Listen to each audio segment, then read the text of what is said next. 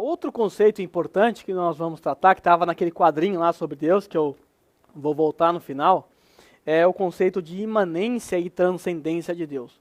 É muito importante nós entendermos esse conceito, o conceito de imanência e transcendência de Deus. O Deus das Escrituras é o Deus do teísmo, aquele que é ao mesmo tempo imanente, ou seja, ele se relaciona com a sua criação, e ele é transcendente, ele está acima da sua criação. O conceito de imanência e transcendência apresenta esses dois polos. Deus é um Deus presente na sua criação, está no meio da sua criação, age entre a sua criação, mas por outro lado, Deus é um Deus que está acima da sua criação, sentado num alto e sublime trono. São essas duas verdades apresentadas nesses dois conceitos. Tá bom? Vamos entender melhor o que é a imanência de Deus. Diz respeito ao seu relacionamento com o mundo criado, especialmente com o ser humano. Ele age de maneira ordinária, direta, indiretamente e até intervém de modo especial na vida dos seres humanos, principalmente dos seus eleitos. A imanência de Deus implica mostrar que Deus é um Deus de perto. Tá? É um Deus que está perto de nós, é um Deus que está agindo no nosso meio. Isso é a imanência de Deus. Nós não temos um Deus distante. Tá? Eu sei que você está acostumado a cantar a música "És Deus de perto e não de longe", mas está errado. Deus de perto, também de longe, porque a transcendência mostra que é um Deus que está longe, que governa, e ele continua sendo Deus, porque está longe, mesmo estando longe. Mas o conceito de imanência vai mostrar o Deus agindo na criação. Isso é importante por quê? Porque quando você, cristão, está passando por uma grande luta, uma grande dificuldade, você sabe que existe um Deus perto de você. Você sabe que existe um Deus que está do teu lado, que está vendo o seu sofrimento, que está acompanhando a sua dor e que pode te ajudar, que pode te socorrer. Se você não crê num Deus imanente, você crê num Deus longe, um Deus transcendente apenas, você vai orar para quem?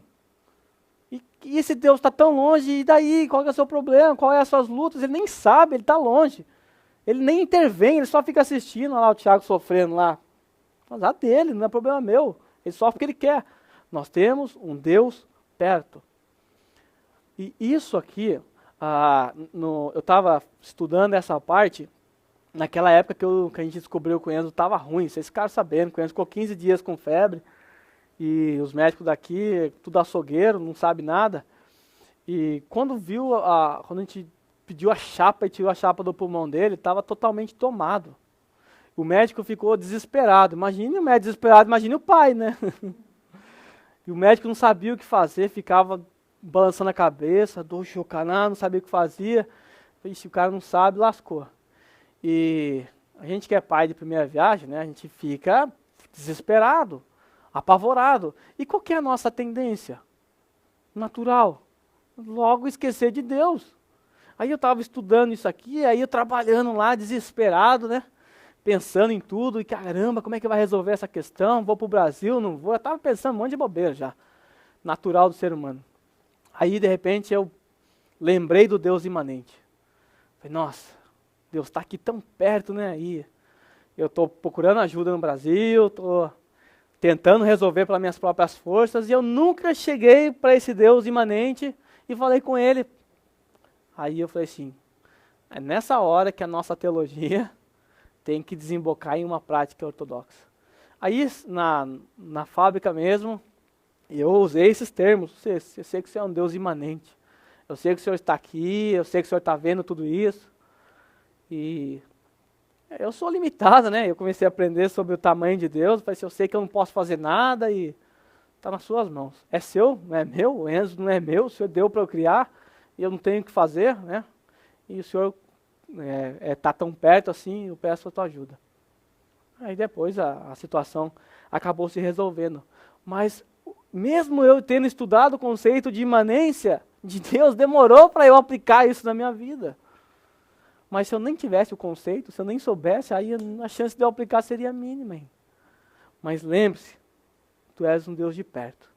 Deus está do teu lado. Deus acompanha as suas aflições. Deus não está distante. Deus olha o sofrimento do seu povo. Vamos ver isso aqui em Êxodo, capítulo 3, do 7 a 8. Disse o Senhor: de fato tenho visto a opressão sobre o meu povo no Egito. Deus está vendo. Tenho escutado o seu clamor. Deus escuta o nosso clamor. Por causa dos seus feitores, e sei quanto eles estão sofrendo. Ele tem ciência do seu sofrimento. Ele sabe o que você está passando. Por isso, olha Deus de perto, decidi livrá-los das mãos dos egípcios e tirá-los daqui. Deus resolveu agir. Tirá-los daqui para uma terra boa, vasta, onde mana leite e mel. Terra dos cananeus, dos hititas, dos amorreus, dos ferezeus, dos heveus e abuseus. Deus viu o sofrimento do povo. Ele desceu até o povo, livrou o povo. Esse é o conceito de imanência de Deus. Esse é o Deus que nós servimos. Que a gente, na hora da luta, lembre-se desse conceito. Deus está do seu lado. E Ele é o único que pode te ajudar. Às vezes, a nossa busca por ajuda é em outros meios e não no Deus que pode nos ajudar. Mas, toda polarização de qualquer doutrina pode nos levar a um conceito equivocado. Qualquer polarização.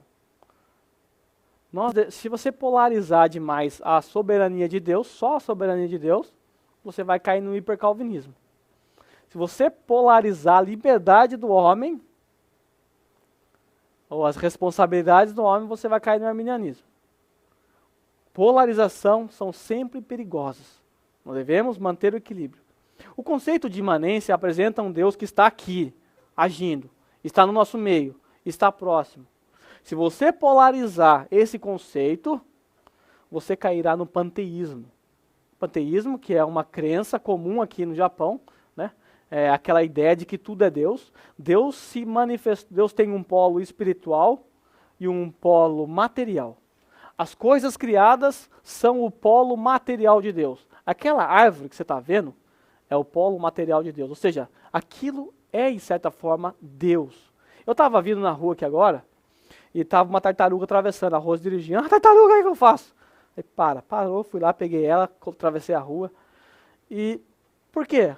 Por que eu fiz isso? Porque a minha cosmovisão diz que toda criatura é boa e aquela criatura é ser de Deus. Eu fui lá e salvei ela, simplesmente isso.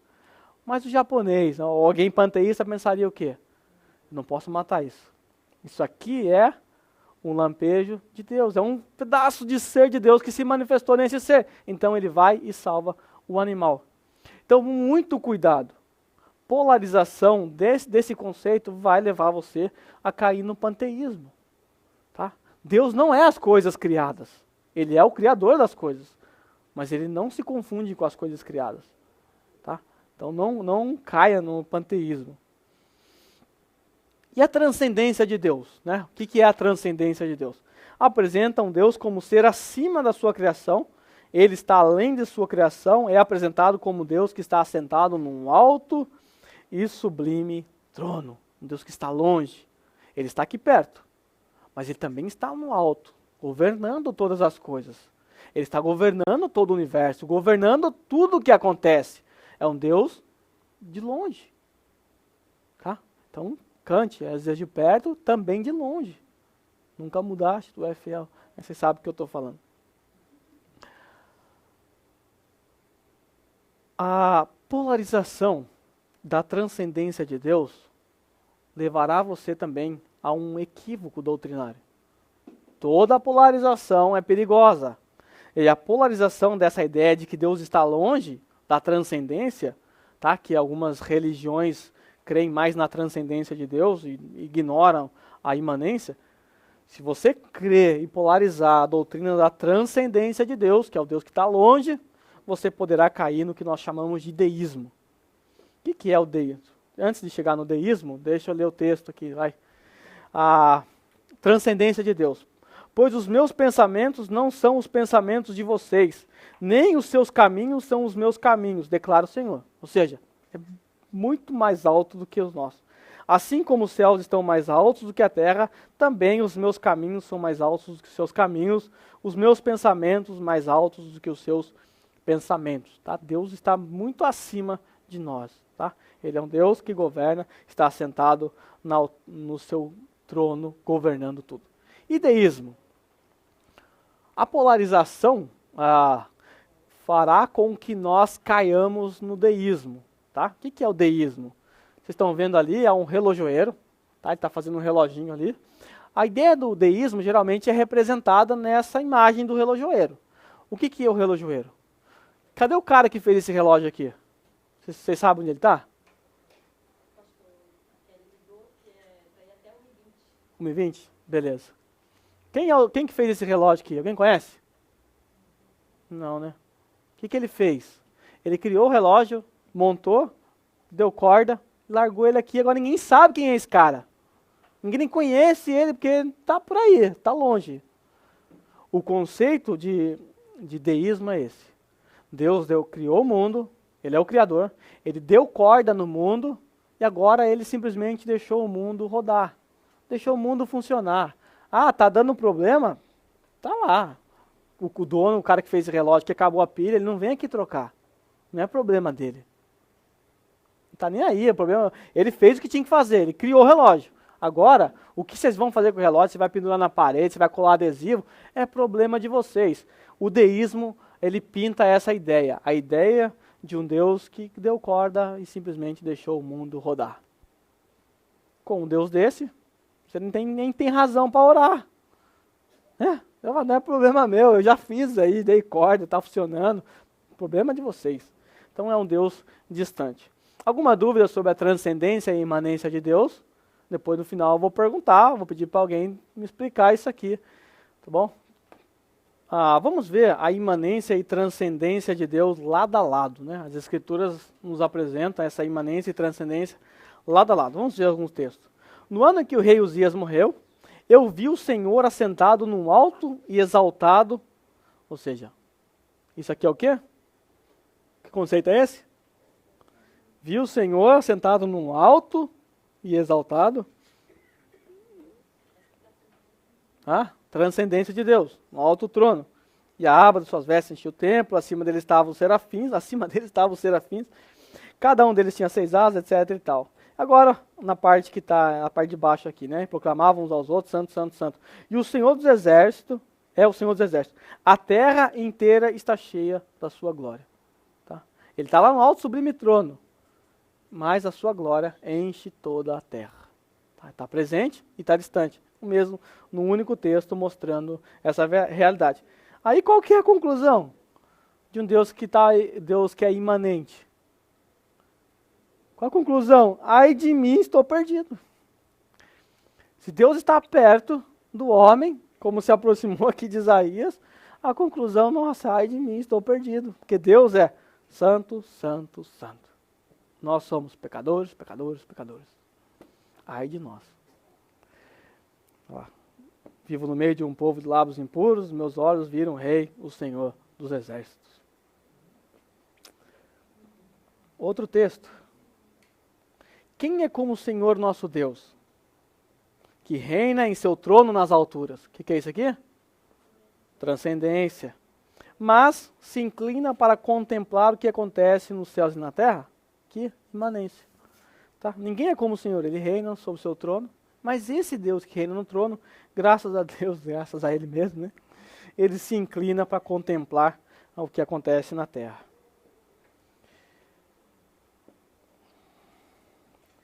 Isaías 57:15, pois assim diz o alto e sublime, que vive para sempre, cujo nome é santo. Alto e sublime, que vive para sempre. O que esse Deus faz? Ele habita num lugar alto e santo, né? Transcendência, mas também habita com o contrito e humilde de espírito, imanência. Então a Bíblia mostra os dois conceitos, Deus tanto longe como de perto. Tá? Ele nunca muda porque ele é fiel. Alguma dúvida? Não?